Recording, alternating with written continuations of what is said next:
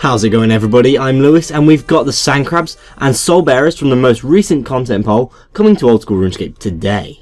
Let's start off by looking at the Soul Bearer and the Bear Your Soul mini quest. The Soul Bearer is a convenient item that sends the ensouled heads of your victims straight into your bank. Every time it sends a head to your bank, it will use one charge and can store a total of 1000 charges. To charge the Soul Bearer, you must use one blood and one soul rune on the item. If you've got more than one Soul Bearer, you can use them on each other to combine the charges. However, this will not go over the maximum 1000.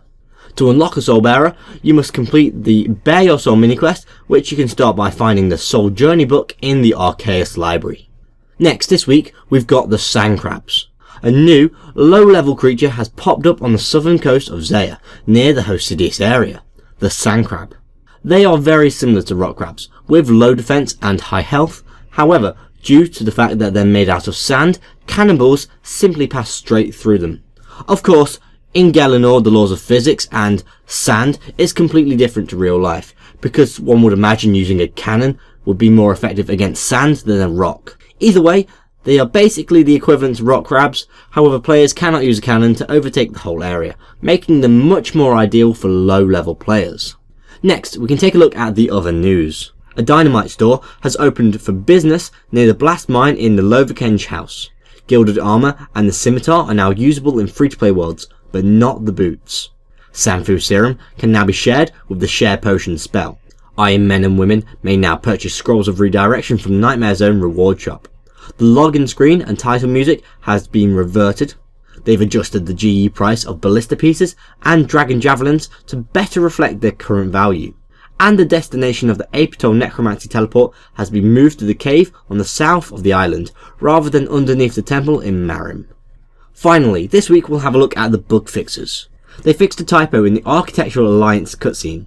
They've corrected the level 40 magic level up message. Brutal green dragons can now drop the ensouled dragon head. The entry for COD in the hit points skill guide now displays COD rather than crab meat.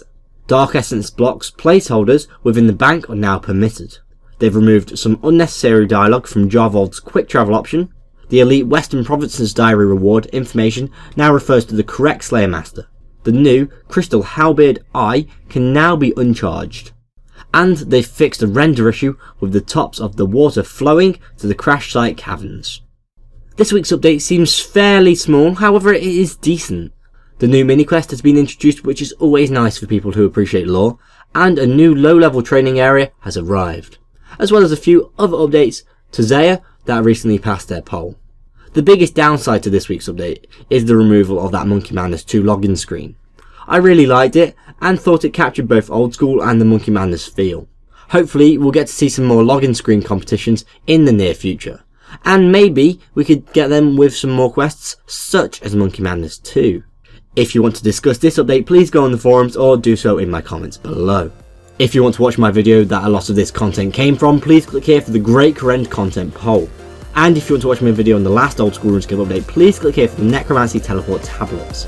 If you've enjoyed this video, please like and share, and if you want to keep up to date with the Old School RuneScape updates, dev blogs and polls, please subscribe. I've been Lewis, thanks for watching, goodbye.